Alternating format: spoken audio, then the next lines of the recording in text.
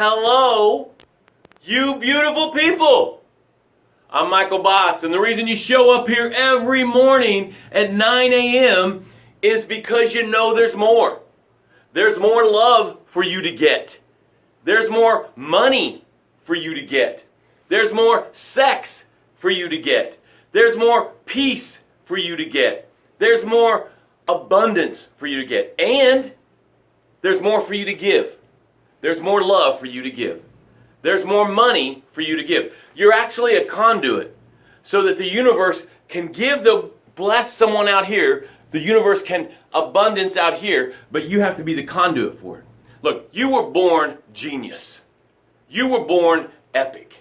You were born to impact the world in a way that only you can impact the world. When you're done, when your expiration date shows up, the world can't be impacted the way that you can do it ever again. Before you got here, the world could not be impacted the way that you can do it. Now you're saying, oh my God, the world, Michael, you're overwhelming me right away. Okay, maybe your world is a 6th grade class. Maybe your world is 72 employees. Maybe your world is the world. Okay? So you're born genius. You're born completely, utterly successful. You learn to walk with all the failing of walking. Utter, ridiculous failing, you learn to walk. You didn't get embarrassed.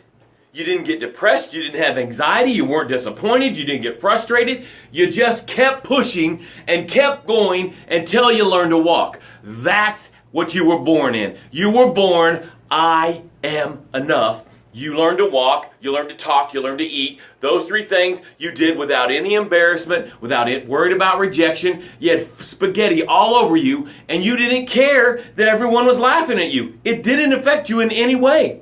But then you get caught in the riptide of life, and you get sucked out into the ocean of am I enough? And in the ocean of am I enough, you're still trying to succeed. But now, you're worried about rejection. You're considering quitting. You are worried about failure. You get depressed. You get anxiety. You get disappointment. All this happened because you got sucked out into the ocean of am I enough? Because in the ocean of am I enough, you start to drown in doubt and fear and limiting beliefs. So now, your body, your dream, your goal is sinking to the bottom of the ocean of am I enough? I show up in your life, I reach in, I grab you by the collar, I drag you out of the ocean of am I enough, back up onto the beach of I am enough, and I start to resuscitate you.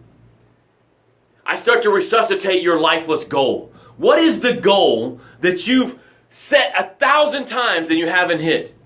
I can help you reach that goal.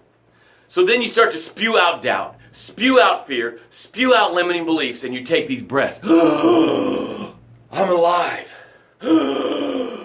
I can do it. I am enough.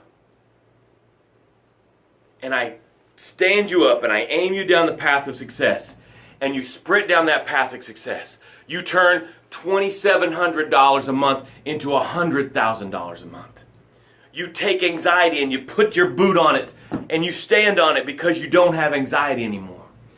You lean up in your body. You start a business. Now, what do we know about the path of success? It is paved with gratitude. So right now, we start doing our gratitudes on the show. The way it sounds is like this. I am grateful for my amazing kids. I mean, these kids, they're healthy to start with. They're beautiful, and they adore me, and they're great human beings. And I am enough. Laura says, I'm grateful that I do not have to work anymore and can just work at what I love. I'm proud that I have the beautiful memories that I have made and will make yet. And I am awesomely enough. Bravo, Laura. Bravo. You did your work. Now you're living in a new chapter of your life. And you're doing it with excellence and you're doing it in a beautiful way. And I adore you for that. Thank you for coming here every single morning. And then after you do it a gratitude, I'm grateful for, and then I'm enough, I want you to do it I'm proud of. I'm proud of the fact that I got up and got my move in this morning. I got my move in, got my push-ups in, I got my core workout in, got a nice cold shower. I'm proud of myself for doing that this morning. Okay, now, as you're putting in your gratefuls and your proud ofs, we're going to take some breaths. These breaths create space. In the ocean of Am I Enough, you are crowded by making payroll, getting the mortgage, the bankruptcy, whatever is going on in your life, the relationship stresses, getting the kids to school. My spouse isn't doing, am I providing for my spouse? All this stuff's going on and you get crowded and you forget that the answer is in the space. So when we take these breaths right now, acknowledge the space. I was with one of my clients the other day. I said, close your eyes, put your hands on your heart, and just take a deep breath. And they just opened their eyes right away. And I'm like, why are you opening your eyes? And they're like, I can't get the space, Michael. I can't do it. I'm overwhelmed. So I want you to know, this is a choice you have to make. Right now, you have to decide, I'm going to create space. I'm going to acknowledge the space that's been there all along. Let's take our first breath. Ready? Breathe in. Exhale.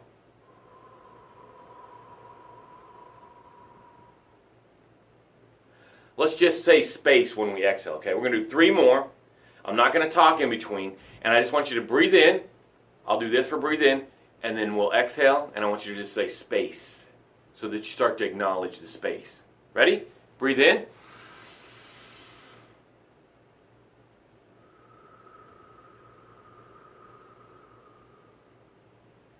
Space.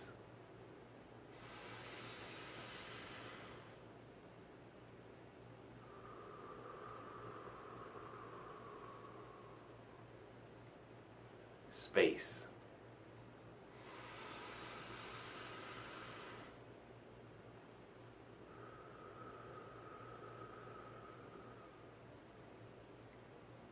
Space. I was just thinking if somebody just came on while we were doing that, they might think we're some kind of outer space program or something. See what space does? Space brings joy to you. Space makes it all really hilarious. If your heart is beating, the rest is freaking hilarious. Today's subject, the thing that's brought me the most misery in my life. And I think I'm not the only one. So I'm going to share it with you. If you're going to judge me, you're going to judge me. It is what it is, and I am who I am. Okay? The thing that's brought me the most misery in my life is feeling bad for feeling bad. I remember I signed up for this program, and it was maybe $700 a month, okay? Laura says, my life is hilarious, just ask me. So I signed up for this program, and then I can't pay the money. And it's in this group, and it's a social thing, and you know, it's a business thing too, but I can't pay the money, and I'm embarrassed about it. So I have to quit the program. And then I felt bad for it. But I could have just stopped right there. Maybe most humans, that's where they stop. But not me. I continued to feel bad for feeling bad. And this turned into literally a depression for about a year. I think, I've been thinking about this a lot, and this is a bold statement. I think most of depression, and then what happens after depression, is due to feeling bad for feeling bad. It's like society has made it with the social media and all the highlight reels. All we see is everybody so happy, so joyous, with their brand new shirt on and their great haircut and their perfect smile and their perfect kids and their perfect spouse. And then when when the shit hits the fan, we feel bad for feeling bad. What if we just felt bad and we didn't do all this over here? I'm telling you, I went into I was I was a sucky dad. I was a sucky husband. I was a sucky business owner for literally a year. Because now that I'm on the other end of it, looking back on it, it was simply because I was feeling bad for feeling bad. And now, looking into it, I'm like, oh my God. I had set a standard, this ridiculous, stupid, totally demolishing me, self-sabotaging standard that I shouldn't feel bad. And then, when I feel bad, because I have this unrealistic, self-sabotaging standard, I feel bad for feeling bad. How many of you are in that right now? Something happened, you felt bad for it, but then you went another step and felt bad for feeling bad. I am telling you, most of our misery is from feeling bad for feeling bad. You yell at your spouse, you yell at the kids, and then you feel bad about that. Yes, you should feel bad about that. It shouldn't have happened. There are solutions to that problem. But then, as opposed to just stopping right there, you're feeling bad for feeling bad. It's like, how dare you feel bad, Michael? How dare you get discouraged, Michael? How dare you get disappointed, Michael? So then I have this ridiculous heaviness on me simply from feeling bad for feeling bad. So I want to offer you something today. I want to offer you to open your mindset and just stop at feeling bad. Okay? I don't think that's going to stop. I mean, you feeling bad, that's going to happen. That's going to happen. That's part of, welcome to the human race. You're going to feel bad, okay? You're going to feel discouragement. You're going to feel disappointment. These things are going to happen. But what's happening is, from there, we go to this next step, and we feel bad for feeling bad, and almost the feeling bad is gone, and now we're just stuck in this whirlwind, the riptide of life, and we're getting sucked under into depression and discouragement and inaction and treating our body the way we wouldn't to, treating other humans the way we wouldn't want to, and it's all simply because of the foolishness of feeling bad for feeling bad. And I really, really, really believe that if we change our mindset, we can get to a place where we feel bad, we give ourselves permission. Okay, that was bad, I feel bad about it. My house is going to get foreclosed on. I feel bad about that. But I am not going to feel bad for feeling bad. I went through a divorce. I feel bad about that. But I will not feel bad for feeling bad. My kids don't talk to me. My business got bankrupt. They closed my business. My business partner, I lost $1 million. Whatever it is, I'm overweight. And I can't get an exercise program going. Whatever that is, I give you permission to feel bad about it. But I do not, and I will not, I wish you would not let yourself feel bad for feeling bad.